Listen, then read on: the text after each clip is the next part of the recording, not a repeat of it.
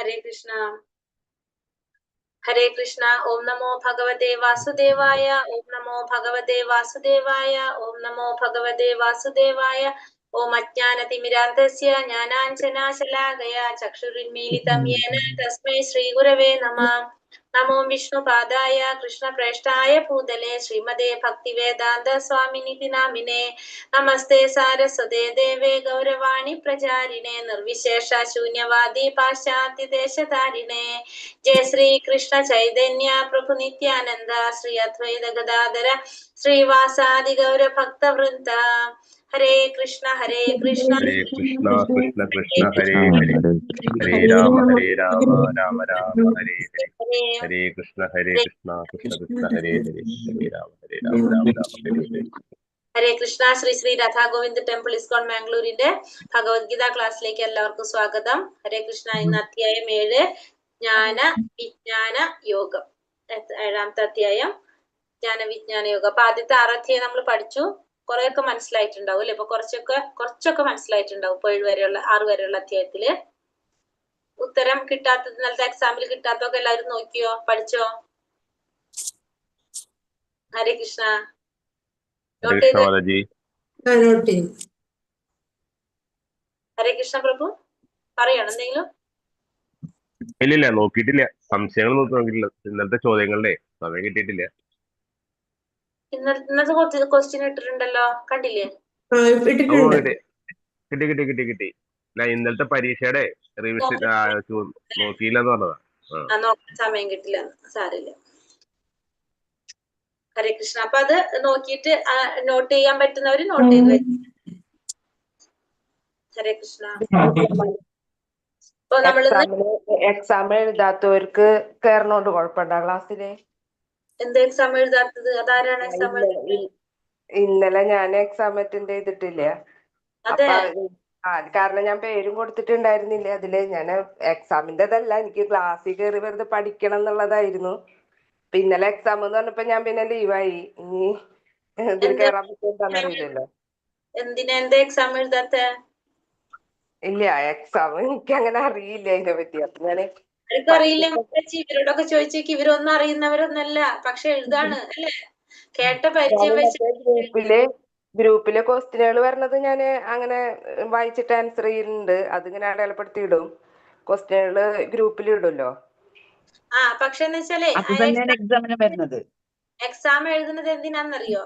നമുക്കൊന്ന് മനസ്സിലാവാൻ വേണ്ടിട്ട്, നമുക്കെല്ലാം എന്തെങ്കിലും മനസ്സിലാകുന്നുണ്ടോ, നമുക്ക് ഓർമ്മ നിൽക്കുന്നുണ്ടോ എന്നറിയാൻ വേണ്ടി മാത്രം. ഇതിൽ നമ്മൾ ആരെയും ഫെയിൽ ആക്കുന്നില്ല, നമ്മൾ അതും പറഞ്ഞിട്ട് ആർക്കും ഒരു ബുദ്ധിമുട്ടുണ്ടാക്കുന്നില്ല. അപ്പൊ നമുക്ക് നമ്മളെ തന്നെ ഒന്ന് മനസ്സിലാക്കാം, അത്രേ ഉള്ളൂ. മെയിൻ ആയിട്ട് എല്ലാവർക്കും ഒരു കോൺഫിഡന്റ് ഉണ്ടാവും നമുക്ക് കുറച്ചും കൂടി. കാരണം വെച്ചാൽ ഇത്രയും നമുക്കിപ്പോ നമ്മൾ കുട്ടികളല്ല അല്ലെ? ഇപ്പൊ നമുക്ക് പഠിച്ച് നമുക്ക് കുറെ കാര്യങ്ങളുണ്ട്.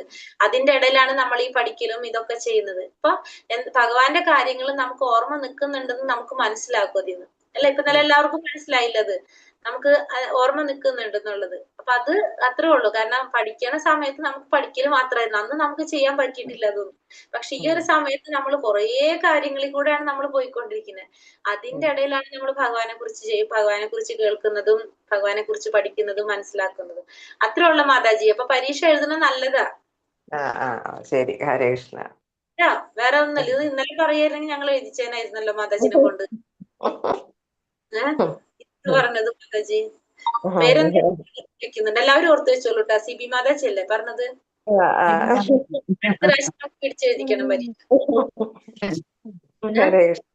ഹരേ കൃഷ്ണ മാതാജി. അപ്പൊ എഴുതണ നല്ലതാ. കാരണം നമുക്കൊന്ന് അറിയാൻ പറ്റും. ഒരു ക്വസ്റ്റ്യൻ ശരിയായാലും അത്രയും നമുക്ക് നമ്മുടെ മനസ്സിൽ വന്നല്ലോ മാതാജി. അതാണ് നമ്മൾ ചിന്തിക്കേണ്ടത്. നമുക്കത് അറിയണം എന്നില്ല എല്ലാവർക്കും. അത്ര ചിന്തിച്ചാൽ മതി. എനിക്കറിയില്ല. അപ്പൊ ഞാൻ ഇങ്ങനെ എക്സാം ആണ് എന്ന് കണ്ടപ്പോ പിന്നെ വേറൊരു മാതാജിന്ന് അപ്പൊ ഞാൻ ലീവ് ആവട്ടെ എന്ന് പറഞ്ഞു. അപ്പൊ പിന്നെ ഞാനും അപ്പൊ പറ്റുണ്ടാവില്ല, എഴുതാത്തവർക്ക് പറ്റുണ്ടാവില്ല എന്നുള്ളതിൽ ഞാൻ ലീവായി.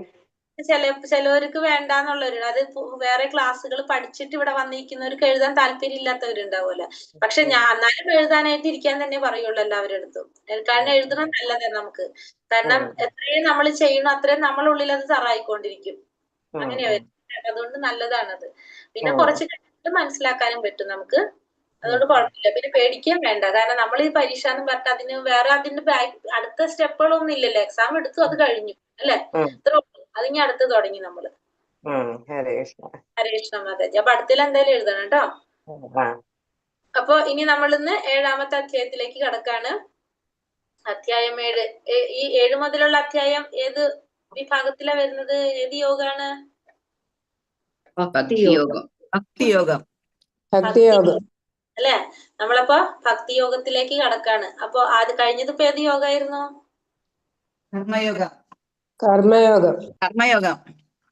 കർമ്മയോഗം കഴിഞ്ഞു. ഇനി ഭക്തിയോഗത്തിലേക്ക് കടക്കാണ്. ഭഗവാന്റെ ജ്ഞാന വിജ്ഞാന യോഗം. ഇതില് ഭഗവാനെ കുറിച്ച് കുറേശ്ശെ കാര്യങ്ങൾ പറഞ്ഞു തരാണ്. അപ്പൊ ഭക്തിയാണെങ്കിൽ നമ്മൾ പഠിക്കാൻ പോകുന്നത്. നമുക്ക് നോക്കാം. 2ാമത്തെ ഭാഗം ഭക്തിയോഗം. ഹരേ കൃഷ്ണ. ഓം നമോ ഭഗവതേ വാസുദേവായ. ശ്രീ ഭഗവാനുവാച മയ്യാസക്തമന പാർത്ഥ യോഗം യുഞ്ജന്മതാശ്രയഃ അസംശയം സമഗ്രം മാം യഥാ ജ്ഞാസ്യാസി തച്ഛൃണു. ഭഗവാൻ പറഞ്ഞു, ഹേ കുന്തി പുത്ര, എന്നെ കുറിച്ചുള്ള പൂർണ്ണ ബോധത്തോടെ എന്നിൽ ആസക്തമായ മനസ്സോടുകൂടി യോഗം പരിശീലിക്കുന്നത് കൊണ്ട് സംശയങ്ങൾ നീങ്ങി എന്നെ പൂർണ്ണമായി അറിയാൻ കഴിയുന്നത് എങ്ങനെയെന്ന് പറയാം, കേൾക്കൂ. ഭഗവാൻ എന്താ പറയുന്നത്? ഹേ കുന്തി പുത്ര, എന്നെ കുറിച്ചുള്ള പൂർണ്ണ ബോധത്തോടെ എന്നിൽ ആസക്തമായ മനസ്സോടുകൂടി യോഗം പരിശീലിക്കുന്നത് കൊണ്ട് സംശയങ്ങൾ നീങ്ങി എന്നെ പൂർണ്ണമായി അറിയാൻ കഴിയുന്നത് എങ്ങനെയെന്ന് പറയാം, കേൾക്കൂ. ഭഗവാനെ കുറിച്ച് പറയാൻ പോവാണ് ഭഗവാൻ അല്ലെ? കേൾക്കാനാ പറയുന്നത് ഇവിടെ. എന്തിനാ കേൾക്കാന്ന് പറഞ്ഞ നമ്മള് ഇന്നലെ പറഞ്ഞു അല്ലെ? നവവിധ ഭക്തിയില് ഫസ്റ്റത്തെ വരുന്നത് ഏതാണ്? ശ്രവണം. ആ ശ്രവണത്തിന്റെ പ്രാധാന്യമാണ് നമ്മൾ ഇവിടെ കാണുന്നത്. ഭഗവാനെ കുറിച്ച് പറയുന്നത് കേൾക്കാനാണ് പറയുന്നത്. എങ്ങനെ? ഭഗവാനെ കുറിച്ചുള്ള എന്നെ കുറിച്ചുള്ള പൂർണ്ണ ബോധത്തോടെ ഭഗവാനിൽ ആസക്തമായ മനസ്സോടുകൂടി യോഗം പരിശീലിക്കുന്നത് കൊണ്ട് സംശയങ്ങൾ നീങ്ങി എന്നെ പൂർണ്ണമായിട്ട് അറിയാൻ എങ്ങനെയാണ് കഴിയാന്നുള്ളത് കേൾക്കൂ എന്നാണ് ഇവിടെ ഭഗവാൻ ഇവിടെ പറയുന്നത്. തച്ഛൃണു അല്ലെ? ഭഗവാനിൽ നിന്ന് കേൾക്കാണ് ചെയ്യുന്നത്. അപ്പൊ നമുക്ക് എന്ത് മനസ്സിലാക്കാം? ഒന്നുകിൽ ഭഗവാനിൽ നിന്ന് അല്ലെങ്കിൽ ഭഗവാന്റെ പ്രതിനിധികളിൽ നിന്ന് കേൾക്കുമ്പോ നമുക്ക് എന്താണ്, നമുക്ക് അതിന്റെ എങ്ങനെയായിരിക്കും? ആ പരമ്പരയിൽ നിന്ന് വരുമ്പോഴാണ് നമുക്കത് അതില് യഥാർത്ഥത്തിൽ ശരിയായ രീതിയിൽ മനസ്സിലാക്കാനായിട്ട് സാധിക്കുന്നത്. ഇവിടെ ഭഗവാൻ പറയണ ഭഗവാനിൽ നിന്ന് കേൾക്കൂ എന്നാണ് പറയുന്നത് അർജുനനോട്.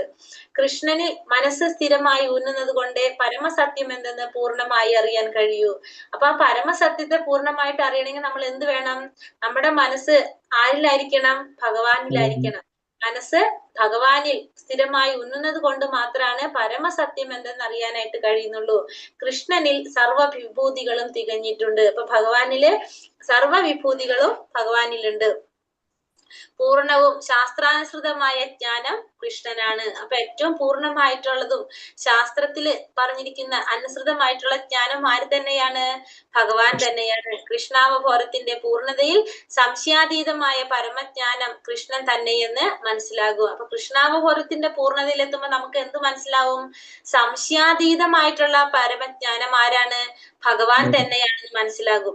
കൃഷ്ണനിൽ നിന്നോ കൃഷ്ണാവബോധം ഉദിച്ച ഭക്തനിൽ നിന്നോ കേൾക്കുന്നത് കൊണ്ട് മാത്രമേ ഒരാൾക്ക് കൃഷ്ണന്റെ ശാസ്ത്രം ഗ്രഹിക്കാൻ കഴിയൂ. അപ്പൊ ഭഗവാനെ കുറിച്ചുള്ള ശാസ്ത്രം ഗ്രഹിക്കണമെങ്കിൽ നമ്മൾ ആരിൽ നിന്ന് കേൾക്കണം? ഒന്നുകിൽ ഭഗവാനിൽ നിന്ന്, അല്ലെങ്കിൽ ഭഗവാൻ കൃഷ്ണാവബോധം ഉദിച്ച ഭക്തനിൽ നിന്ന് കേൾക്കണം. ഭഗവാനിൽ നിന്ന് അല്ലെങ്കിൽ ഭഗവാന്റെ പ്രതിനിധികളിൽ നിന്ന്, അതായത് കൃഷ്ണാവബോധം ഉദിച്ച ഭക്തനിൽ നിന്ന് കേട്ടാൽ മാത്രമേ നമുക്ക് ഭഗവാനെ കുറിച്ചുള്ള ആ ശാസ്ത്രം ഗ്രഹിക്കാനായിട്ട് സാധിക്കുന്നുള്ളൂ. കൃഷ്ണാവബോധ യോഗാനുഷ്ഠാനം കൊണ്ട് മാത്രം പരമസത്യം, ജീവാത്മാക്കൾ, ഭൗതിക പ്രകൃതി എന്നിവയെ കുറിച്ചും അവയുടെ നാനാവിധങ്ങളായ ആവിഷ്കാരങ്ങളെ കുറിച്ചുമുള്ള എല്ലാ അറിവും തനിയെ ലഭിക്കും. അപ്പൊ കൃഷ്ണാവബോധ യോഗാനുഷ്ഠാനം കൊണ്ട് പരമസത്യം, ജീവാത്മാക്കള്, ഭൗതിക പ്രകൃതി എന്നിവയെ കുറിച്ചും അവയുടെ നാനാവിധങ്ങളായ ആവിഷ്കാരങ്ങളെ കുറിച്ചുള്ള അറിവും തന്നെ ലഭിക്കും.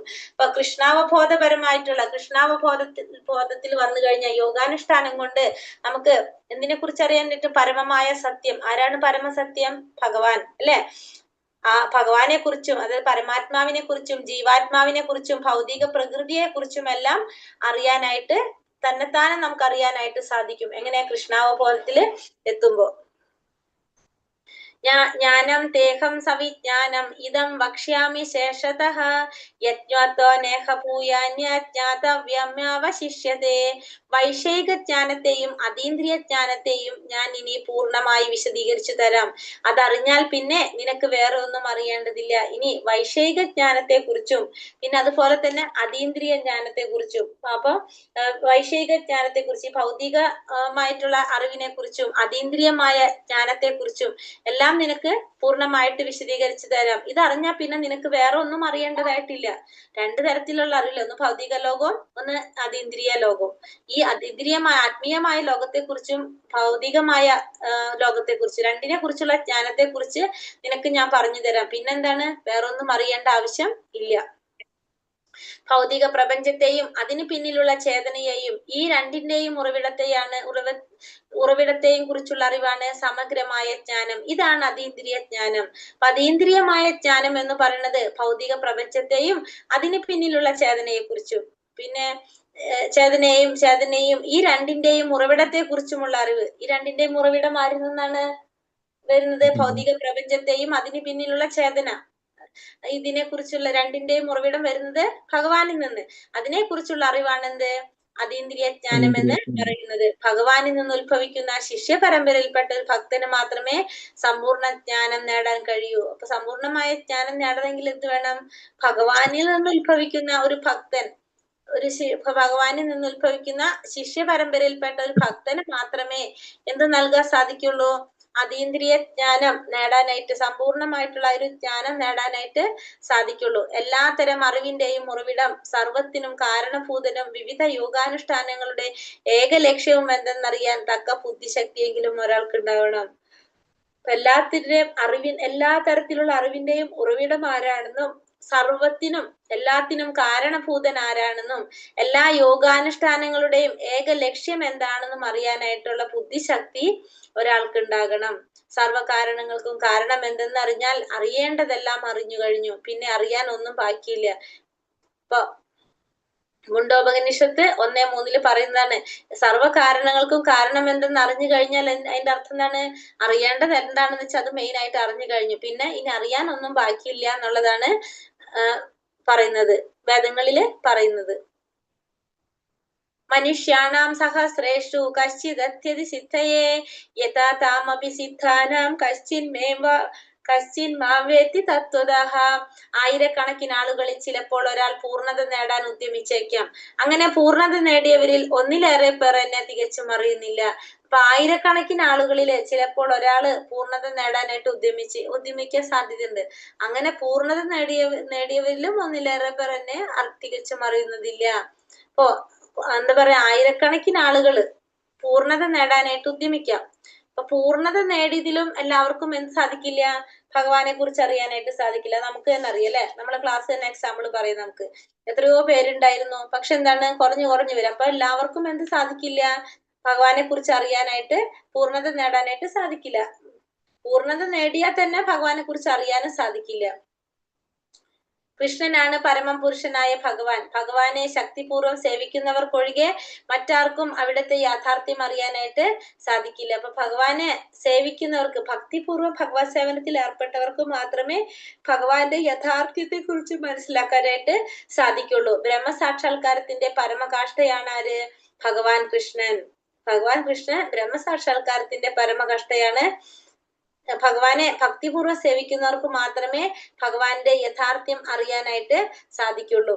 സർവകാരണങ്ങൾക്കും കാരണഭൂതനായ സർവവ്യാപിയായ കൃഷ്ണന്റെ അചിന്ത്യങ്ങളും ദിവ്യങ്ങളുമായ ഗുണങ്ങളുടെ പ്രഭാവം, ഐശ്വര്യം, യശസ്, ശക്തി, സൗന്ദര്യം, ജ്ഞാനം, ത്യാഗം എന്നിവ കുറച്ചെങ്കിലും അറിയാൻ അവിടത്തെ ശുദ്ധഭക്തന്മാർക്ക് കഴിയൂ. അപ്പൊ ഭഗവാനെ കുറിച്ച് അറിയണമെങ്കിൽ, ഭഗവാന്റെ ഐശ്വര്യങ്ങളെ കുറിച്ച്, ഭഗവാന്റെ യശസ്, ശക്തി, സൗന്ദര്യം, ജ്ഞാനം, ത്യാഗം, ഇതിനെ കുറിച്ചൊക്കെ കുറച്ചെങ്കിലും മനസ്സിലാക്കണമെങ്കിൽ ആർക്ക് മാത്രമേ സാധിക്കുള്ളൂ?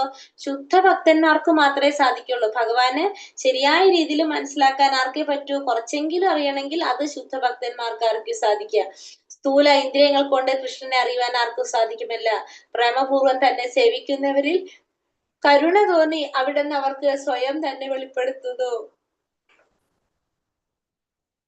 ഇപ്പൊ ഭഗവാനെ കുറിച്ച് അറിയാനായിട്ട് നമുക്ക് എന്തുകൊണ്ട് സാധിക്കില്ല? നമ്മുടെ സ്ഥൂല ഇന്ദ്രിയങ്ങൾ കൊണ്ട്, നമ്മുടെ ഈ ഭൗതികമായ ഇന്ദ്രിയങ്ങൾ കൊണ്ട് നമുക്ക് ഭഗവാനെ കുറിച്ച് അറിയാൻ സാധിക്കില്ല. നമുക്ക് എങ്ങനെ സാധിക്കുള്ളൂ? പ്രേമപൂർവ്വം ഭഗവാനെ സേവിക്കുന്നവരില് കരുണ തോന്നി എന്ത് ചെയ്യാണ്? ഭഗവാൻ തന്നെ സ്വയം വെളിപ്പെടുത്തി കൊടുക്കും എന്നാ പറയുന്നത്. അല്ലാത്തവർക്ക് ഭഗവാനെ കുറിച്ച് അറിയാൻ സാധിക്കില്ല. കാരണം നമ്മുടെ സ്ഥൂല ഇന്ദ്രിയങ്ങള് അതെങ്ങനെയാണ് നമ്മൾ പറഞ്ഞ സ്ഥൂലേന്ദ്രിയങ്ങൾ എപ്പോഴും നമ്മുടെ ഇന്ദ്രിയങ്ങൾ എങ്ങനെയുള്ളതാണ്? അപൂർണങ്ങളാണ്. മാത്രമല്ല അതിനെന്ത് വരുന്നില്ല?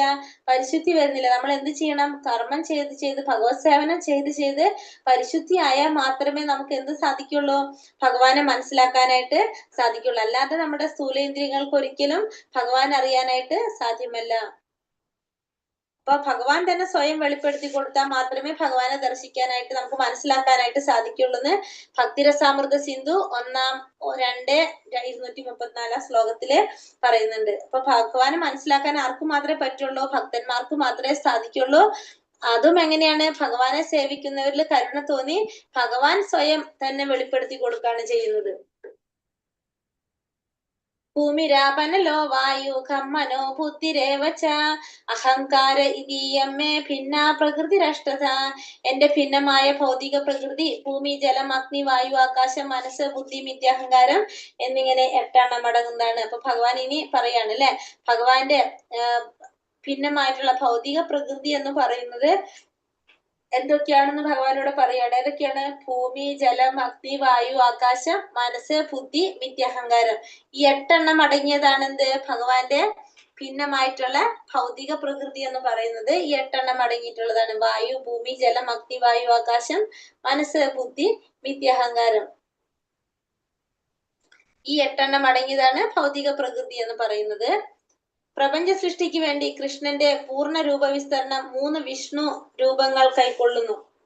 ആദ്യത്തേത് മഹാവിഷ്ണു, മഹത്തത്വം എന്ന സമഗ്ര പ്രപഞ്ച ശക്തിയെ സൃഷ്ടിക്കുന്നു. അപ്പൊ ഭൗതിക പ്രകൃതിയുടെ നിയന്ത്രണത്തിന് എന്താ സംഭവിക്കുന്നത്? 3 വിഷ്ണുമൂർത്തികൾ രൂപപ്പെടാണ് അല്ലെ ഭഗവാന്റെ. ആദ്യത്തേതാണ് എന്ത്? മഹാവിഷ്ണു എന്ന് പറയപ്പെടുന്ന ഏത് വിഷ്ണുവാണ്? കാരണോദകശായി വിഷ്ണു. ഓരോ പ്രപഞ്ചത്തിനും വൈവിധ്യം നൽകിക്കൊണ്ട് അവയിലെല്ലാം ഉൾപോകുന്ന ഗർഭാധകശായി വിഷ്ണുവാണ് 2ാമത്തെ മൂർത്തി. 2ാമത്തെ ഏതാണ്? ഗർഭോദകശായി വിഷ്ണു. 3ാമത്തെ വിഷ്ണുമൂർത്തിയാണ് ഏത്? ക്ഷീരോദകശായി വിഷ്ണു. സർവ പ്രപഞ്ചവ്യാപ്തമായ പരമാത്മാവാണ് ഭഗവാൻ വിഷ്ണു. ഇത് ക്ഷീരോദകശായി വിഷ്ണു. 3ാമത്തത് ക്ഷീരോദകശായി വിഷ്ണു. അത് സർവ പ്രപഞ്ചവ്യാപ്തമായ പരമാത്മാവാണത് ഈ നമ്മളീ പറഞ്ഞ ക്ഷീരോദകശായി വിഷ്ണു. അപ്പൊ 3 വിഷ്ണുമൂർത്തികള് കാരണോദകശായി വിഷ്ണു, ഗർഭോദകശായി വിഷ്ണു, ക്ഷീരോദകശായി വിഷ്ണു. അപ്പൊ ഇതിന്റെ ആഭിമുഖ്യത്തിലാണ് ഇത് നടക്കുന്നത്. എന്ത് നടക്കുന്നത്? ഭൗതിക പ്രപഞ്ചത്തിലെ പ്രവർത്തനങ്ങളൊക്കെ നടത്തുന്നത്, ഈ ഭൗതിക പ്രപഞ്ചത്തിന്റെ പ്രവർത്തനങ്ങൾ നിയന്ത്രിക്കുന്നത് ഈ വിഷ്ണുമൂർത്തികളാണ് പ്രപഞ്ചത്തെ നിയന്ത്രിക്കുന്നത്. ഹരേഷ് മാതാജി ഒന്നുകൂടി പറഞ്ഞേ, ഇത് 3 വിഷ്ണുവിന്റെ പ്രവൃത്തികള്. അതായത് നമ്മൾ ഈ ഭൗതിക ഈ വിഷ്ണു രൂപങ്ങള് ഭഗവാന്റെ അവതാരങ്ങള്, പുരുഷാവതാരങ്ങളാണ് ഇത് ഈ 3 മൂർത്തികള്. കാരണോദകശായി വിഷ്ണു, ഗർഭോദകശായി വിഷ്ണു, ക്ഷീരോദകശായി വിഷ്ണു. അതില് കാരണോദകശായി വിഷ്ണുവാണ് എന്ത് ചെയ്യുന്നത്?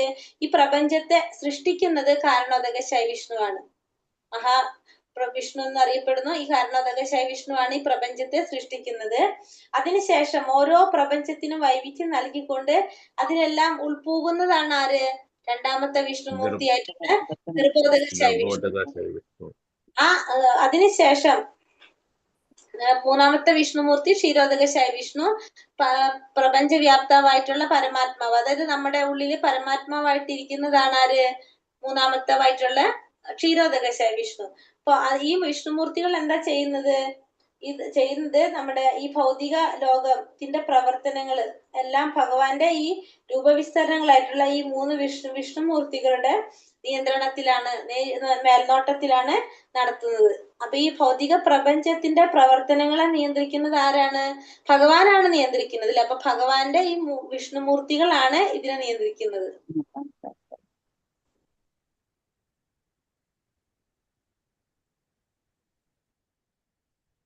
ഭഗവത് ശക്തികൾ ഒന്നിന്റെ ക്ഷണികമായ ഒരു ആവിർഭാവമാണ് ഈ ഭൗതിക ലോകം. അപ്പൊ ഭഗവാന്റെ ശക്തികളിൽ ഒന്നിന്റെ ക്ഷണികമായ ഒരു ആവിർഭാവമാണ് ഈ ഭൗതിക ലോകം. ഭൂമി, ജലം, അഗ്നി, വായു, ആകാശം എന്നിവയെ പഞ്ചഭൂതങ്ങൾ എന്ന് പറയുന്നു. ഇവിടെയാണ് 5 ഇന്ദ്രിയ വിഷയങ്ങൾ ഉൾക്കൊള്ളുന്നത്. ശബ്ദം, സ്പർശം, രൂപം, രസം, ഗന്ധം ഇങ്ങനെ പ്രത്യക്ഷീഭാവങ്ങൾ, അത്രയും മഹാഭൂതങ്ങൾ ഭഗവാൻ കൃഷ്ണന്റെ രൂപവിസ്തരണങ്ങളായ ഈ 3 വിഷ്ണുമൂർത്തികളുടെ ആഭിമുഖ്യത്തിലാണ് നടക്കുന്നത്. ഈ മൂർത്തികളെ അവതാരങ്ങൾ എന്ന് പറയുന്നു. മാനസിക പ്രവർത്തനങ്ങളിൽ കൗതുകം കൈക്കൊള്ളുന്ന തത്വചിന്തകർക്കും പൂർണ്ണമായ ജ്ഞാനം നേടാനാവാത്തത് ഏതൊന്നിന്റെയും മൂലകാരണമായ കൃഷ്ണനെ അറിയാത്തത് കൊണ്ടാണ്. അപ്പൊ ഇവിടെ എന്താ പറഞ്ഞത്? എന്താ പറഞ്ഞ മൂന്നാമത്തെ മൂർത്തി ക്ഷീരോദകശായി വിഷ്ണു പറഞ്ഞു. പിന്നെ അത് കഴിഞ്ഞിട്ട് ഭഗവത് ശക്തികൾ ഒന്നിന്റെ ക്ഷണികമായിട്ടുള്ള ഒരു ആവിർഭാവമാണ് എന്ത്? ഈ ഭൗതിക ലോകം. ഭൗതിക ലോകം എന്ന് പറയുന്നത് ഭഗവാന്റെ തന്നെ സൃഷ്ടിയാണ്, പക്ഷെ അത് ക്ഷണികമാണ്. മാത്രമല്ല അതെന്താണ്, ഒരു ചെറിയൊരു ഭാഗം, അതായത് 4 ഭാഗത്തില് 3 ഭാഗം ആധ്യാത്മിക ലോകങ്ങളും 4ാമത്തെ ഒരു ചെറിയൊരു ഭാഗം മാത്രമേ എന്ത് വരുന്നുള്ളൂ? ഭൗതിക ലോകം വരുന്നുള്ളൂ. അപ്പൊ അത്രയും ചെറുതാണ് എന്ത്? നമ്മൾ ഈ പറഞ്ഞ ഭൗതിക ലോകം. പിന്നെ എന്താ പറഞ്ഞത്? പഞ്ചമഹാഭൂതങ്ങൾ, ഭൂമി, ജലം, അഗ്നി, വായു, ആകാശം. ഇതാണ് എന്ത്? പിന്നെ ഇവയാണ് 5 ഇന്ദ്രിയ വിഷയങ്ങൾ ഉൾക്കൊള്ളുന്നത്. ശബ്ദം, സ്പർശം, രൂപം, രസം, ഗന്ധം. ഈ പ്രത്യക്ഷീഭാവം അത്ര ഈ മഹാഭൂതങ്ങള്. അപ്പൊ ഇത് എന്താണ് പറഞ്ഞത്? ഇത് എന്നിവയുടെ പ്രത്യക്ഷ ഭാവങ്ങളാണ് ഈ മഹാഭൂതങ്ങൾ എന്ന് പറയാം. ഭഗവാൻ കൃഷ്ണന്റെ രൂപവിസ്തരണങ്ങളായ ഈ 3 വിഷ്ണുമൂർത്തികളുടെ ആഭിമുഖ്യത്തിലാണ് എന്ത് നടക്കുന്നത്? നമ്മുടെ ഈ ഭൗതിക പ്രകൃതിയുടെ പ്രവർത്തനങ്ങൾ നടക്കുന്നത്. ഈ മൂർത്തികളെ നമുക്ക് അവതാരങ്ങൾ എന്ന് പറയാം.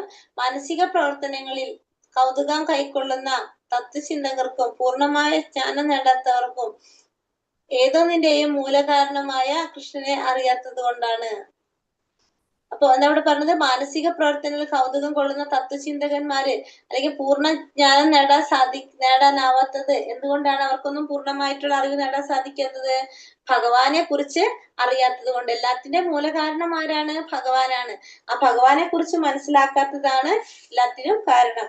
അപരേയമിതസ്ത്വന്യം പ്രകൃതിം വിദ്ധി മേ പരാം ജീവഭൂതാം മഹാബാഹോ യോ യായേതം ധര്യതേ ജഗത്. മാതാജി ഒരു കാര്യം, കാരണ ഉദകശായി വിഷ്ണു എന്നാണോ? കാരണ ഉദകശായി എന്നും പറയാം, കാരണോദകശായി എന്നും പറയാം.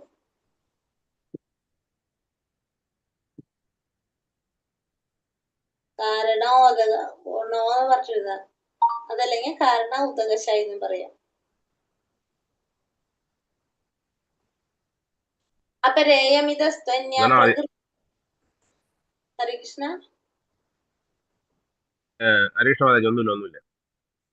അപരേയമിതസ്തന്യാം പ്രകൃതിം വിദ്ധി മേ പരാം ജീവഭൂത മഹാബാഹോ യേദം ധര്യതേ ജഗത്. ഇവയ്ക്ക് പുറമേ ഹേ മഹാബാഹുവായ അർജുന, എനിക്ക് മറ്റൊരു ഉത്കൃഷ്ട ശക്തി കൂടിയുണ്ട്. അപ്പൊ ഇത്രയും നേരം പറഞ്ഞത് ഏത് ശക്തിയായിരുന്നു? ഭഗവാന്റെ അധമ ശക്തിയെ കുറിച്ചാണ് പറഞ്ഞത്. ഈ ഉത്കൃഷ്ട ശക്തിയെ കുറിച്ച് പറയാണ്. ഉത്കൃഷ്ട ശക്തി കൂടിയുണ്ട്. ഈ താഴ്ന്ന തരം ഭൗതിക പ്രകൃതിയുടെ വിഭവങ്ങളെ ചൂഷണം ചെയ്യുന്ന ജീവഗണങ്ങളാണിത്. അപ്പൊ ഇതാരാണ്? താഴ്ന്ന തരം ശക്തിയെ ചൂഷണം ചെയ്യുന്ന ജീവഗണങ്ങളാണ് ഭഗവാന്റെ എന്ത് ശക്തി പറയണത്? ഏത് ശക്തിയാണത്? ഉത്കൃഷ്ട ശക്തി. മറ്റേത് അധമ ശക്തിയാണ്. ഉത്കൃഷ്ട ശക്തിയെ കുറിച്ച് പറയാണ്. ഭൗതിക പ്രകൃതിയുടെ വിഭവങ്ങളെ ചൂഷണം ചെയ്യുന്ന ജീവഗണങ്ങളാണ് ഭഗവാന്റെ ഉത്കൃഷ്ട ശക്തി എന്ന് ഭഗവാനോട് പറയാണ് അർജുനനോട്. ഈ പ്രത്യക്ഷ പ്രപഞ്ചത്തിനെ ഉത്തമ പ്രകൃതിയായ ജീവസത്തുക്കളെ കൂടാതെ പ്രവർത്തിക്കാൻ ശക്തിയില്ല. അപ്പൊ ഈ പ്രപഞ്ചത്തിന് ജീവാത്മാക്കളെ കൂടാതെ പ്രവർത്തിക്കാനായിട്ട് ശക്തിയില്ല. ദൈവവും ജീവാത്മാക്കളും എല്ലാ പ്രകാരത്തിലും തുല്യരാണെന്ന മലിനവും തെറ്റായതുമായ അഭിപ്രായത്തിന് വിധേയരായതുകൊണ്ട് പരിമിത ജ്ഞാനമുള്ള അദ്വൈതികൾ ഇങ്ങനെ വാദിക്കുന്നത്.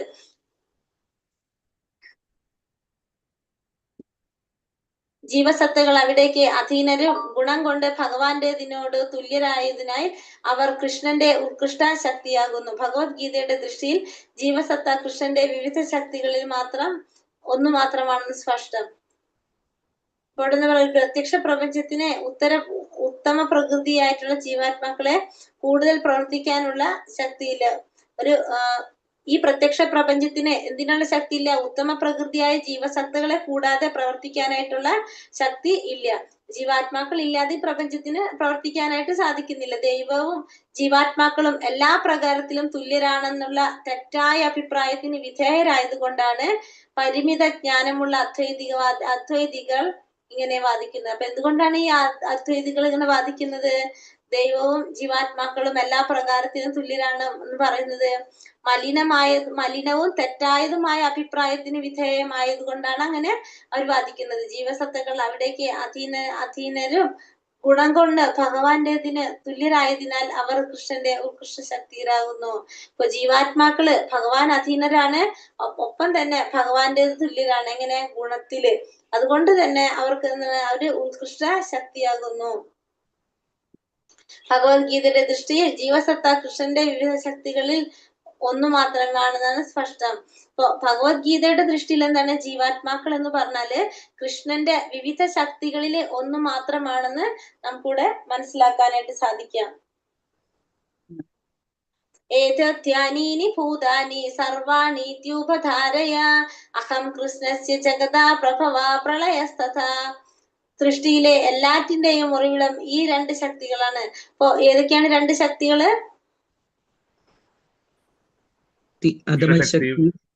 അതെ, പരാപ്രകൃതി അപരാപ്രകൃതി, അല്ലെങ്കിൽ ശ്രേഷ്ഠ ശക്തി അധമശക്തി. അപ്പൊ എല്ലാറ്റിന്റെയും ഉറവിടം, സൃഷ്ടിയിലെ എല്ലാറ്റിന്റെയും ഉറവിടം ഈ രണ്ട് ശക്തികളാണ്. ആധ്യാത്മികവും ഭൗതികമായ ഇവിടെയുള്ള എല്ലാറ്റിന്റെയും സ്ഥാനവും വിനാശവും ഞാൻ തന്നെയാണെന്ന് നിശ്ചയമായും അറിയുക. അപ്പൊ സൃഷ്ടിയിലെ എല്ലാത്തിന്റെയും ഉറവിടം ഈ രണ്ട് ശക്തികളാണ്, അധമശക്തിയും അല്ലെങ്കിൽ ശ്രേഷ്ഠ ശക്തിയും. ഭൗതിക പ്രകൃതിയും ജീവാത്മാവും. ആധ്യാത്മികവും ഭൗതികമായ ഇവിടെയുള്ള എല്ലാറ്റിന്റെയും ഉത്ഭവവും വിനാശവും, എല്ലാറ്റിന്റെയും ഉത്ഭവവും വിനാശവും ആര് തന്നെയാണ്? ഭഗവാൻ തന്നെയാണെന്ന് നിശ്ചയമായും അറിയണം. മത്ത പലതരം നാന്യാത് കിഞ്ചദസ്തി ധനഞ്ജയ മയി സർവമിതം പ്രോതം സൂത്രേ മണിഗണ ഇവ. ഹേ ധനഞ്ജയ, എന്നേക്കാൾ ശ്രേഷ്ഠമായ ഒരു സത്യമില്ല.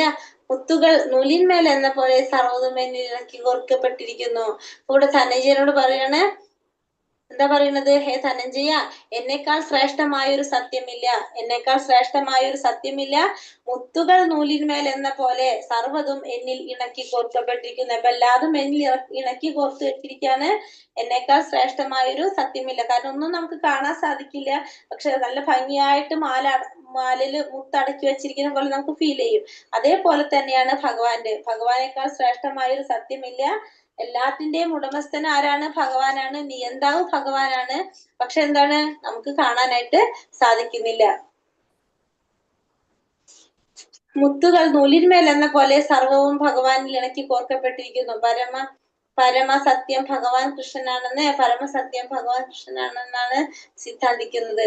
അപ്പൊ പരമസത്യം ആരാണ്? ഭഗവാനാണ്. ഈശ്വര പരമകൃഷ്ണ സച്ചിദാനന്ദ വിഗ്രഹ എന്നാ പറയല്ലേ ഇതിലെ പറയുന്നത്? ഈശ്വര പരമകൃഷ്ണ സച്ചിദാനന്ദ വിഗ്രഹ അനാദിരാജ സർവകാരണ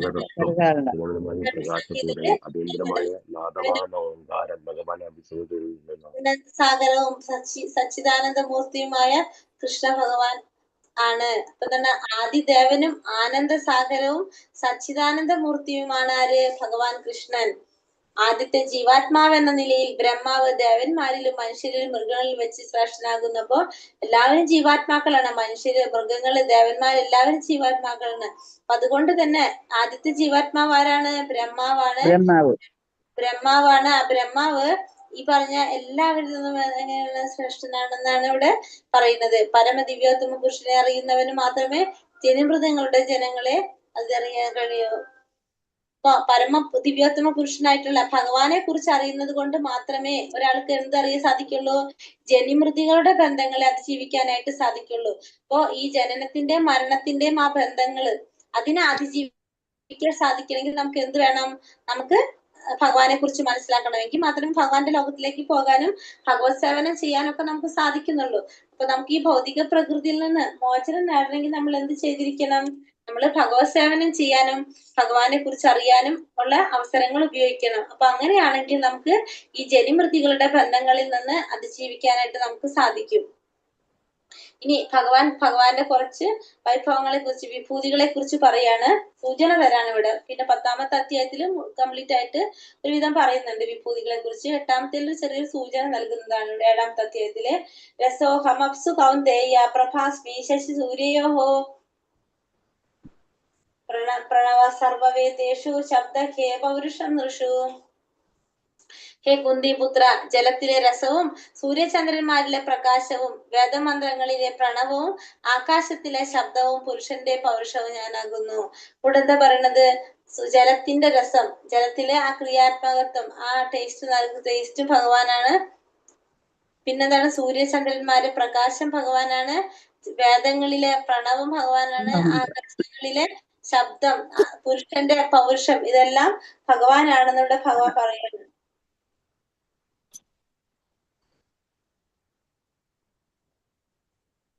പുണ്യോ ഗന്ധ പൃഥിവീയം തേജസ്മി വിഭാവസൗ ജീവനം സർവഭൂതേഷു തപശ്ചാസ്മി തപസ്യഷു.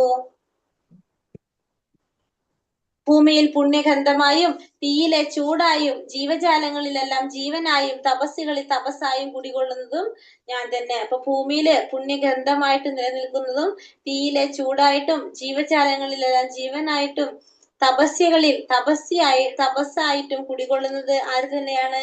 ഭഗവാൻ തന്നെയാണ്.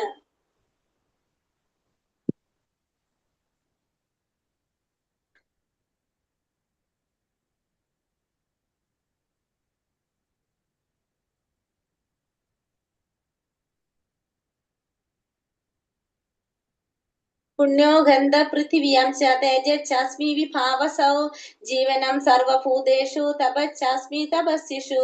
ഭൂമിയിൽ പുണ്യഗന്ധമായും തീയിലെ ചൂടായും ജീവജലങ്ങളിലെ ജീവനായും തപസ്സുകളിൽ തപസ്സായും കുടികൊള്ളുന്നത് ഞാൻ തന്നെ. അപ്പൊ ഭൂമിയിലെ പുണ്യഗന്ധമായിട്ടുണ്ടാവും, തീയില് ചൂടായിട്ടുണ്ടാവും, ജീവജാലങ്ങളിലെ ജീവനായിട്ടും തപസ്സുകളിലെ തപസ്സായിട്ടും കുടികൊള്ളുന്നത് ഭഗവാൻ തന്നെയാണ് എന്ന് ഭഗവാനോട് പറയാണ്.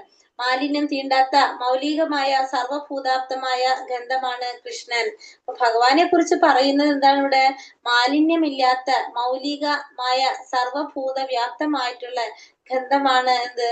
കൃഷ്ണൻ എന്ന് പറയുന്നത്. ഭൂമി, ജലം മുതലായ എല്ലാ ക്രിയാത്മക തത്വങ്ങളും ധാതുവർഗങ്ങളും ഭൗതിക മൂലകങ്ങളും കൃഷ്ണനിൽ നിന്ന് ഉളവാക്കുന്നത് കൊണ്ട് നിന്നുളവാകുന്നുവെന്ന് കൃഷ്ണാവബോധം ഉദിക്കുമ്പോൾ നമുക്ക് മനസ്സിലാകും. അപ്പൊ നമുക്ക് കൃഷ്ണാവബോധം ഉദിക്കുക, നമുക്കറിയാലോ, നമ്മൾ എപ്പോഴും ഭഗവാനെ കുറിച്ച് മനസ്സിലാക്കുന്നു. അപ്പൊ അങ്ങനെ ആകുമ്പോ നമുക്ക് എന്താണ് സാധിക്കുന്നത്? ധാതുവർഗങ്ങളും സർവഭൗതിക മൂലകങ്ങളും കൃഷ്ണനിൽ നിന്ന്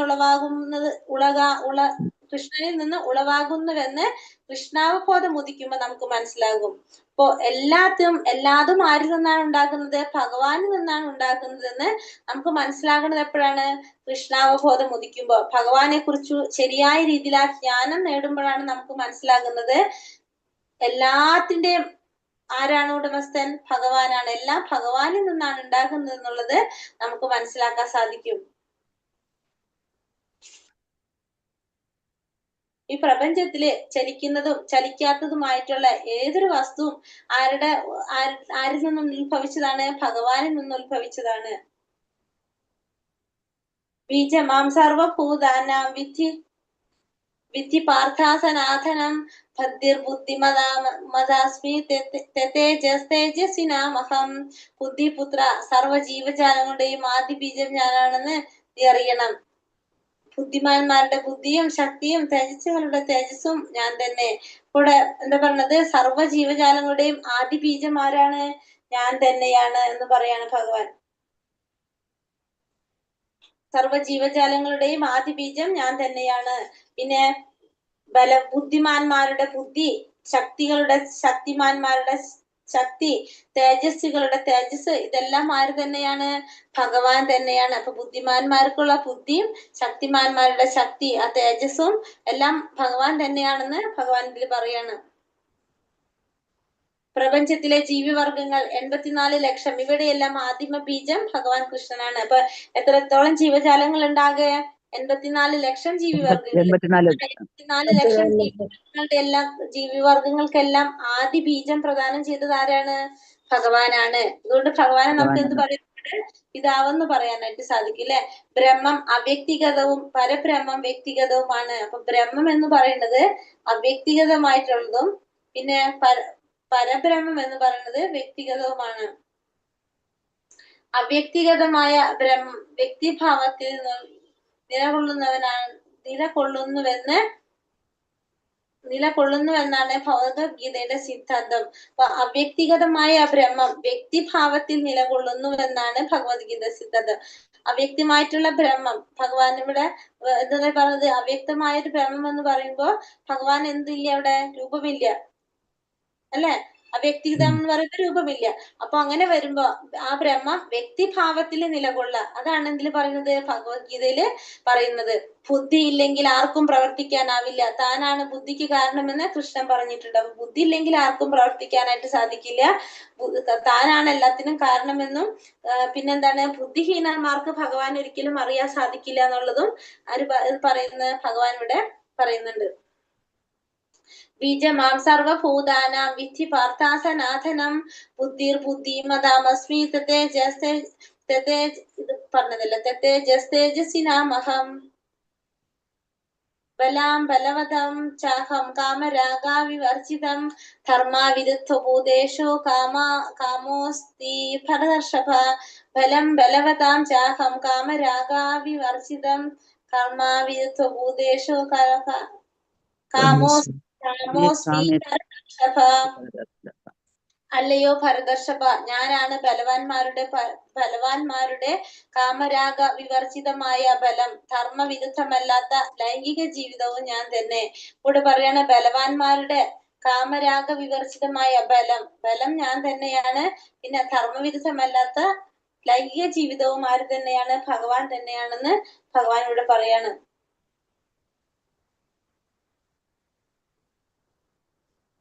ധർമാനുസൃതമായ ലൈംഗിക ജീവിതം സന്താനോൽപാദനത്തിന് വേണ്ടിയാണ്. പിന്നീട് മക്കളിൽ കൃഷ്ണാവബോധം ഉളവാക്കാനും അച്ഛനമ്മമാരുടെ കടമയാണ്. അപ്പൊ കുട്ടികളെ നമ്മൾ എങ്ങനെ വളർത്തണം, കൃഷ്ണാവബോധം ഉൾക്കൊണ്ടുകൊണ്ട് വളർത്താം. അത് ആരുടെ കടമയാണ്, അച്ഛനമ്മമാരുടെ കടമയാണ്.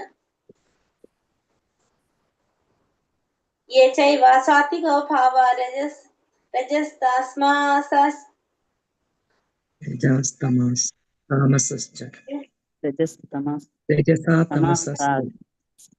പതിനൊന്നാമത്തെ വായിച്ചു നമ്മൾ ഇവരല്ലേ, 12 അല്ലേ?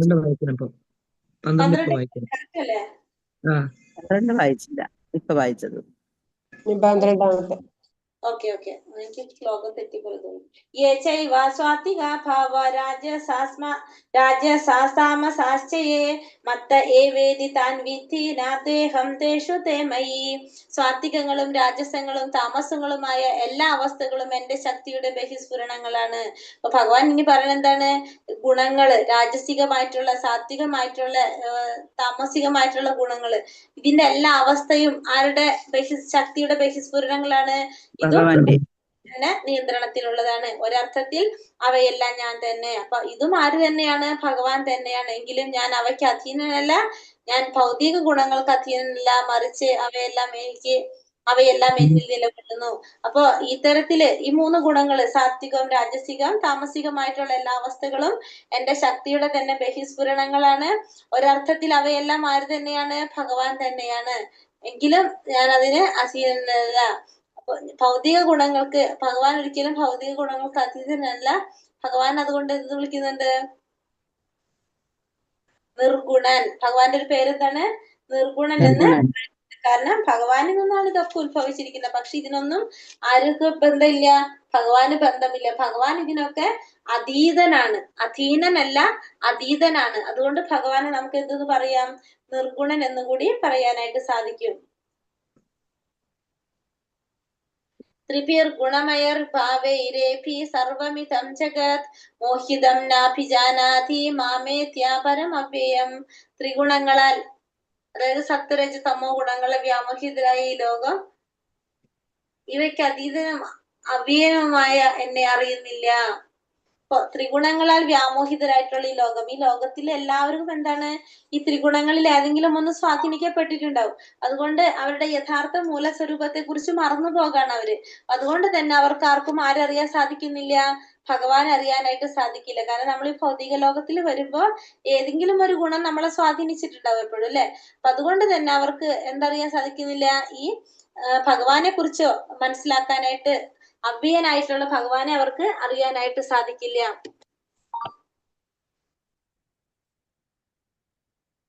സത്വഗുണം മാത്രമുള്ളവരെ ബ്രാഹ്മണർ എന്ന് വിളിക്കുന്നു. അപ്പൊ മൂന്ന് ഈ ഗുണങ്ങൾ ഓരോരുത്തരെയും നമുക്കറിയാവുന്നതാണ് അല്ലെ. 4 വർണ്ണങ്ങളും 4 ആശ്രമങ്ങളും ഉണ്ട്. നമ്മൾ ഇന്നലെ പരീക്ഷയ്ക്ക് വന്നിട്ടുണ്ടായിരുന്നാണ് അല്ലെ അത്.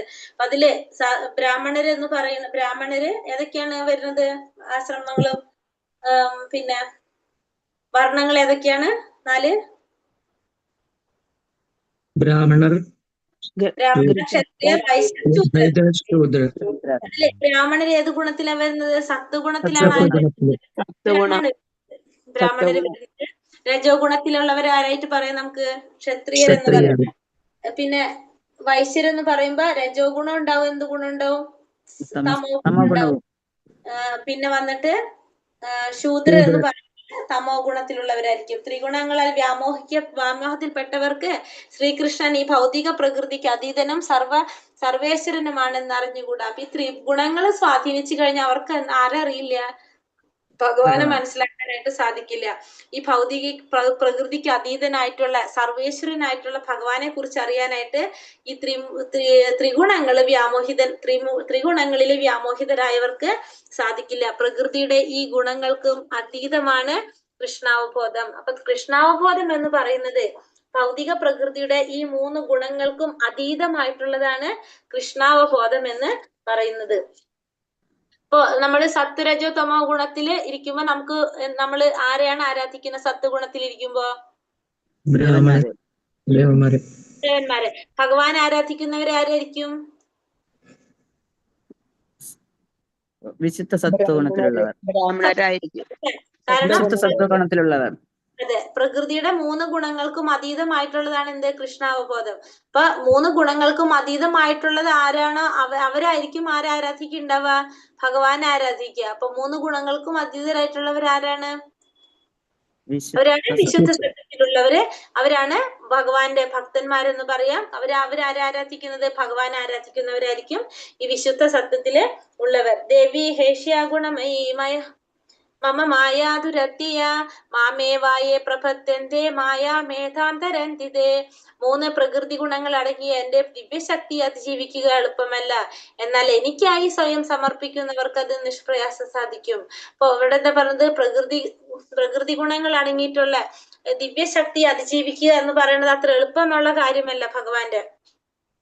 പക്ഷെ ഭഗവാന് സ്വയം സമർപ്പിച്ചവർക്ക് അത് സാധിക്കും, അത് എളുപ്പത്തിൽ സാധിക്കും. അല്ലാത്തവർക്ക് ഭൗതിക പ്രകൃതിയുടെ ത്രിഗുണങ്ങളെ മറികടക്കുക എന്ന് പറഞ്ഞു കഴിഞ്ഞാൽ അത്ര എളുപ്പത്തിൽ സാധിക്കില്ല.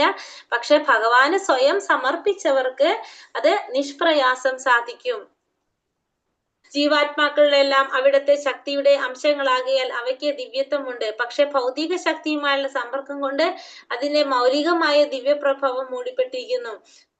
ഉപാധിബദ്ധനായ ആത്മാവിനെ നിത്യബന്ധൻ എന്ന് പറയുന്നു. ഗുണം എന്ന വാക്കിന് കയർ എന്നൊരർത്ഥമുണ്ട്. അപ്പൊ കയർ എന്നുള്ളൊരു അർത്ഥം എന്തിനുണ്ട്? ഗുണം എന്നുള്ള ഒരു വാക്കിനുണ്ട്. അപ്പൊ സത്വ ഗുണം എന്ന് പറയുന്നത് വെച്ചാണ് സത്വം കൊണ്ട് ബന്ധിച്ചിരിക്കുകയാണ് അല്ലെ. ബദ്ധനായ ജീവൻ വ്യാമോഹത്തിന്റെ പാശങ്ങളാൽ കെട്ടിവരിക്കപ്പെടുകയാണ്. കൃഷ്ണന്റെ പാദപത്മങ്ങളിൽ സ്വയം സമർപ്പിക്കുക മാത്രമാണ് ഭൗതിക പ്രകൃതിയുടെ അലംഘനീയമായ പിടുത്തത്തിൽ നിന്ന് വിടുതി നേടുവാനുള്ള ഒരേ ഒരു ഉപായം. അപ്പൊ കൃഷ്ണന്റെ പാദങ്ങളിൽ സ്വയം സമർപ്പിക്കുക, അത് മാത്രമാണ് എന്ത്? ഭൗതിക പ്രകൃതിയുടെ ഈ അലംഘനീയമായിട്ടുള്ള പിടുത്തത്തിൽ നിന്ന് വിടാനുള്ള ഒരേ ഒരു മാർഗം. മാമേവ എന്ന വാക്കുകൾ ഇവിടെ പ്രാധാന്യം അർഹിക്കുന്നു. മാം എന്നാൽ കൃഷ്ണനെ മാത്രം ആശ്രയിക്കുക, ബ്രഹ്മാവിനെ ശിവനെ അല്ല. മാം എന്ന് പറഞ്ഞാൽ എന്താർത്ഥം? എന്നെ മാത്രം. മാമേകം ശരണം വ്രജ അല്ലെ, കേട്ടിട്ടുണ്ട് അല്ലെ നമ്മള്.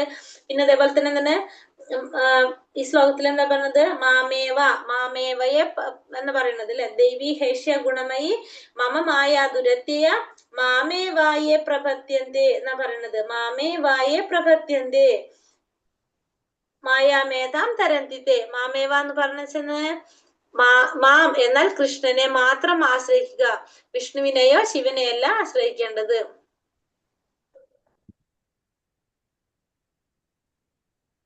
14 ഒരെണ്ണം കൂടി എടുത്തിട്ട് നിർത്താം അല്ലെ, 15 കൂടി എടുത്തിട്ട് നിർത്താം. നമാം മൂഢ പ്രപത്യന്തേത രാധമഃ മായായ ബഹൃതജ്ഞാന ആസുരം ഭാവമാശ്രിതാഃ. ദുഷ്കൃതരായ മൂഢന്മാരും മനുഷ്യാധമന്മാരും മായയാൽ അപഹരിക്കപ്പെട്ട ജ്ഞാനത്തോട് കൂടിയവരും നിരീശ്വരരുമായ അസുരന്മാർ എന്നെ ശരണം പ്രാപിക്കുന്നില്ല. അപ്പൊ ഭഗവാൻ ആരൊക്കെ ശരണം പ്രാപിക്കാത്തെന്ന് പറയാണ്? ആരാണ്?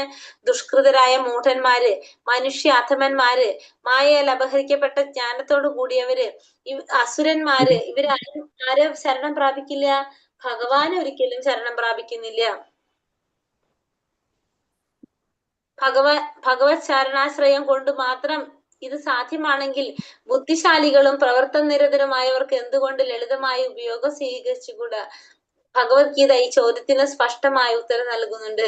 ബ്രഹ്മാവ്, ശിവൻ, കപിലൻ, കുമാരന്മാർ, മനു, വ്യാസൻ, ദേവലൻ, അസിതൻ, ജാനകി, പ്രഹ്ലാദൻ, ബലി തുടങ്ങിയവരും പിൻകാലത്ത് മധ്വാചാര്യർ, രാമാനുജാചാര്യർ, ശ്രീ ചൈതന്യ മഹാപ്രഭു എന്നിവർ ഭഗവാന്റെ പാദങ്ങളിൽ ശരണം തേടിയവരാണ്. അപ്പൊ ഭഗവാന്റെ പാദങ്ങളിൽ ശരണം തേടിയവര് ആരൊക്കെയാണ്? നമ്മൾ പറഞ്ഞു എത്രാമത്തേത്? 15 അല്ലെ. എന്താ പറയുന്നത്? ദുഷ്കൃതരായിട്ടുള്ള മൂഢന്മാര്, മനുഷ്യ അധമന്മാര്, മായയാൽ അപഹരിക്കപ്പെട്ട ജ്ഞാനത്തോട് കൂടിയവര്, അസുരന്മാരൊന്നും ഭഗവാനെ ശരണം പ്രാപിക്കുന്നില്ല എന്ന് പറഞ്ഞു അല്ലെ. പക്ഷെ ഇവിടെ എന്താ പറഞ്ഞത്? ഉത്തമ വൈജ്ഞാനികര്, സമൂഹത്തിന്റെ നായകനുമായിട്ടുള്ള ബ്രഹ്മാവ്, ശിവൻ, കപിലൻ, കുമാരന്മാര്, മനു, വ്യാസൻ, ദേവലൻ, അനിരുദ്ധൻ,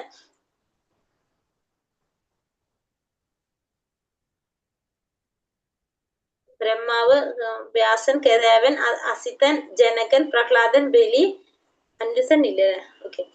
ബ്രഹ്മാവ്, ശിവൻ, കപിലൻ, കുമാരന്മാർ, മനു, വ്യാസൻ, ദേവലൻ, അസിതൻ, ജനകൻ, പ്രഹ്ലാദൻ, ബലി എന്നിവരും പിൽക്കാലത്ത് മധ്വാചാര്യർ, രാമാനുജാചാര്യർ, എന്താണ് പറഞ്ഞത്?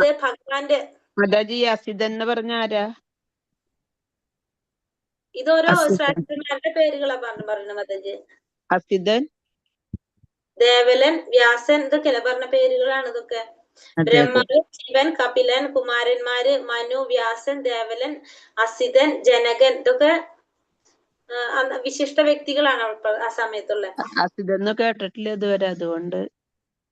അസിതൻ എന്ന് പറഞ്ഞിട്ടുണ്ട്. ദേവലൻ കേട്ടിട്ടുണ്ടോ മാതാജി? മഹർഷി, വ്യാസ മഹർഷി, പിന്നെ ദേവലൻ, അസിതൻ, ജനകൻ, പ്രഹ്ലാദൻ, ബലി, ഇവരൊക്കെ എന്താണ് പിൽക്കാലത്ത് പിന്നെ മധ്വാചാര്യര്, രാമാനുജനാചാര്യര്, ശ്രീ ചൈതന്യ മഹാപ്രഭു തുടങ്ങിയവരും പരമാധികാരിയും സർവശക്തനുമായ ഭഗവാന്റെ പാദങ്ങളിൽ ശരണം തേടിയവരാണ്. ഇവരെല്ലാം വിശ്വാസരായ തത്വജ്ഞാനികളും രാജ്യതന്ത്രരുമാണ്. അപ്പൊ ഇവരൊക്കെ ആരെ അഭയം തേടിയവരാണ്? ഭഗവാനെ അഭയം തേടിയവരാണ്. തത്വചിന്തകരോ ശാസ്ത്രജ്ഞരോ വിചക്ഷരോ ഭഗവാന്റെ മാർഗത്തെയോ പദ്ധതിയോ സ്വീകരിക്കാറില്ല. അവർക്ക് ദൈവത്തെ കുറിച്ച് യാതൊരു അറിവുമില്ല. പക്ഷെ തത്വചിന്തകര്, ശാസ്ത്രജ്ഞന്മാര്, ഇവരാരും എന്ത് ചെയ്യാറില്ല? ഭഗവാന്റെ ഈ മാർഗമൊന്നും സ്വീകരിക്കില്ല. കാരണം അവർക്ക് ഭഗവാനെ കുറിച്ച് യാതൊരു അറിവും ഇല്ല. തന്നെക്കാൾ ഉന്നതനായ പ്രമാണികനില്ലെന്നും താനാണ് പരമസത്യമെന്നും ഭഗവാൻ ഭഗവത്ഗീതയില് വ്യക്തമാക്കുന്നുണ്ട്. ഇപ്പോ ഭഗവാൻ ഭഗവത്ഗീതയിൽ പറയുന്നുണ്ട് ഭഗവാനാണ് പരമദിവ്യോത്തമ പുരുഷനെന്ന് ഓരോ താളിലും ഭഗവാൻ പറയുന്നുണ്ട്. 15 വരെ നിർത്താം, നമുക്ക് നാളെ എടുക്കാം ബാക്കി. ഹരേ കൃഷ്ണ കൃഷ്ണ കൃഷ്ണ ഹരേ ഹരേ, ഹരേ രാമ രാമ രാമ ഹരേ ഹരേ. പഞ്ചാകൽപതരൂപേശ്ച കൃപാ സിന്ധോഭ്യവച പതിതാനാം പാവനേഭ്യോ വൈഷ്ണവേഭ്യോ നമോ നമഃ. अनंत कोटि वैष्णववृंद की जय, श्रील प्रभुपाद की जय, श्रील गुरुदेव की जय. ഉത്തായ ഗൗരപ്രമാനന്ദേ ഹരിഹരുല. കൊറേ ആവും അല്ലെ? കുറച്ചാവുമ്പോ നമുക്കൊരു ബുദ്ധിമുട്ട് വരും. മാതാജി, 3 ചോദ്യം ബാക്കി വെച്ചിട്ടുണ്ടായിരുന്നു. ലൈവിന്റെ. ശരിയാ. ഓക്കെ മാതാജി, നമുക്ക് ആദ്യം ഇതിലത്തെ ക്വസ്റ്റ്യൻ ആൻസർ നോക്കാം. ശരി. കൃഷ്ണന്റെ ശാസ്ത്രം എപ്രകാരമാണ് ഒരാൾ ഗ്രഹിക്കുവാൻ സാധിക്കുന്നത്? എപ്രകാരമാണ് ഒരാൾക്ക് എന്താണ് ഗ്രഹിക്കാൻ സാധിക്കുന്നത്? എങ്ങനെയാണ്? ഭഗവാന്റെ നാമബോധം കൃഷ്ണബോധം ലഭിച്ച ഭക്തനിൽ നിന്നോ കൃഷ്ണനിൽ നിന്നോ കേൾക്കുന്നത് കൊണ്ട് മാത്രമേ ഒരാൾക്ക് കൃഷ്ണന്റെ ശാസ്ത്രം ഗ്രഹിക്കാൻ കഴിയുള്ളൂ. അപ്പൊ ഒന്നുകിൽ ഭഗവാനിൽ നിന്ന് അല്ലെങ്കിൽ ഭഗവാന്റെ അല്ലെ, അങ്ങനെയല്ലേ പറഞ്ഞെന്താണ് പറഞ്ഞിരിക്കുന്നതില്? അതെ അതെ ഭക്തനിൽ നിന്നും കൃഷ്ണാവബോധം ഉദിച്ച ഭക്തനിൽ നിന്നോ കേൾക്കുന്നത് കൊണ്ട് മാത്രമേ ഒരാൾക്ക് കൃഷ്ണന്റെ ശാസ്ത്രം ഗ്രഹിക്കാനായിട്ട് സാധിക്കുന്നുള്ളൂ അല്ലെ. ഒന്നില്ലെങ്കിൽ ഭഗവാനിൽ നിന്ന് അല്ലെങ്കിൽ ഭഗവാന്റെ ഭക്തനിൽ നിന്ന് ശ്രവിച്ചാൽ മാത്രമേ കൃഷ്ണന്റെ ശാസ്ത്രം ഗ്രഹിക്കാനായിട്ട് സാധിക്കുള്ളൂ. എപ്രകാരമുള്ള ഭക്തന് മാത്രമേ സമ്പൂർണ്ണ ജ്ഞാനം നേടാനായിട്ട് കഴിയുള്ളൂ? ഭഗവാനിൽ നിന്ന് ഉത്ഭവിക്കുന്ന ശിഷ്യ പരമ്പരയിൽപ്പെട്ട ഒരു ഭക്തന് മാത്രമേ സമ്പൂർണ്ണ ജ്ഞാനം നേടാൻ കഴിയുള്ളൂ. ഭഗവാനിൽ നിന്ന് ഉത്ഭവിക്കുന്ന ശിഷ്യ പരമ്പരയിൽപ്പെട്ട ഒരു ഭക്തൻ, ആ അത് ഭക്തന് ശ്ലോകം ഏതാ മാതാജി? 2ാമത്തെ ശ്ലോകത്തിലായിരിക്കും.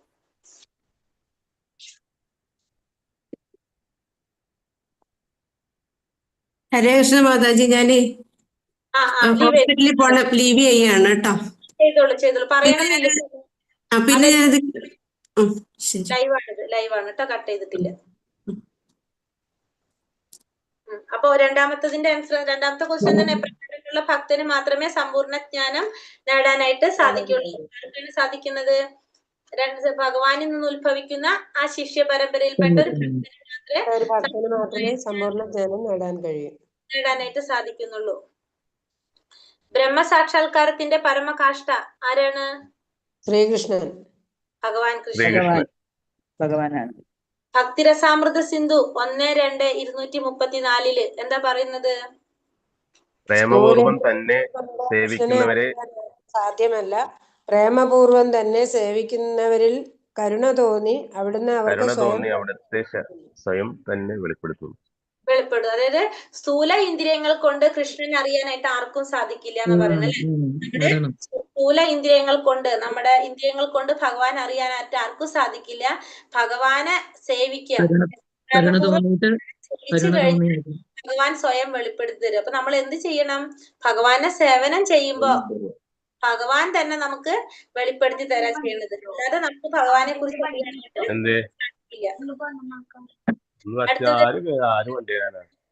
ആരും തരില്ല. അച്ഛന് രാവിലെ തണ്ടാനും പറ്റില്ല, ആ ചെക്കനെ വണ്ടി നിർത്ത് പോകാനും പറ്റില്ല.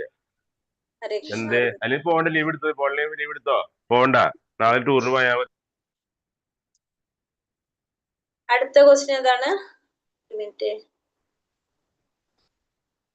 ഭക്തിരസാമൃത സിന്ധു 1-2-234 പറഞ്ഞു. അടുത്തത്, ഭഗവാന്റെ ഭിന്നമായ ഭൗതിക പ്രകൃതിയിൽ എന്തെല്ലാം അടങ്ങിയിരിക്കുന്നു? ഭൂമി, ജലം, ആകാശം, അഗ്നി, വായു, മനസ്സ്, ബുദ്ധി, മിഥ്യാഹങ്കാരം. 8 കാര്യങ്ങൾ.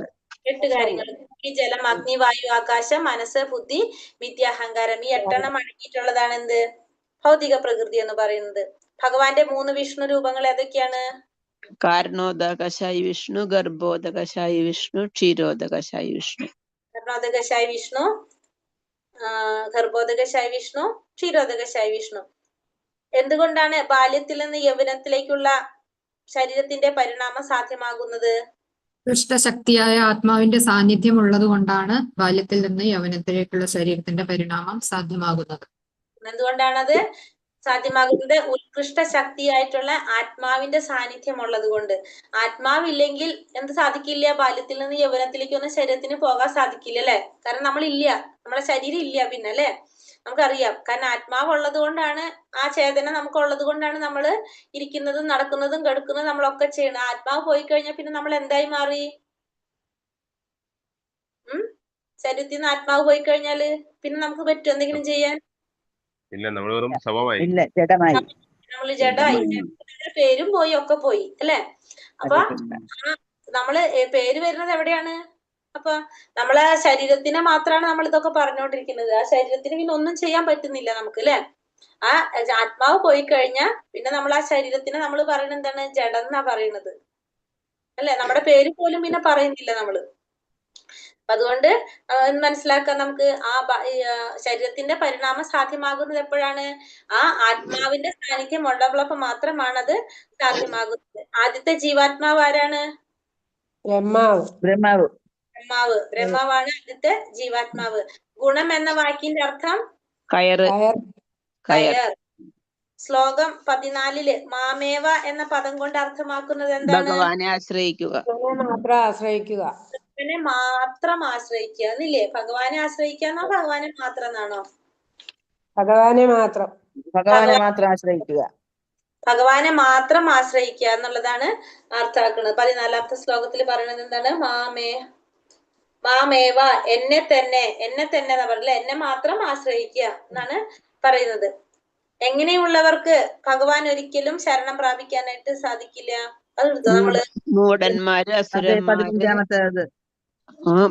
മൂഢന്മാര്, അസുരന്മാര്, പിന്നെ എന്താണ് മായയാൽ അപഹരിക്കപ്പെട്ട ജ്ഞാനത്തോട് കൂടിയവര്, നിരീശ്വരരായിട്ടുള്ള അസുരന്മാര്, ദുഷ്കൃതരായിട്ടുള്ള മൂഢന്മാര്, മനുഷ്യാധമന്മാര്, ഇവർക്ക് 4 കൂട്ടരാണ് അല്ലെ ഭഗവാനെ ശരണം പ്രാപിക്കാത്തത്.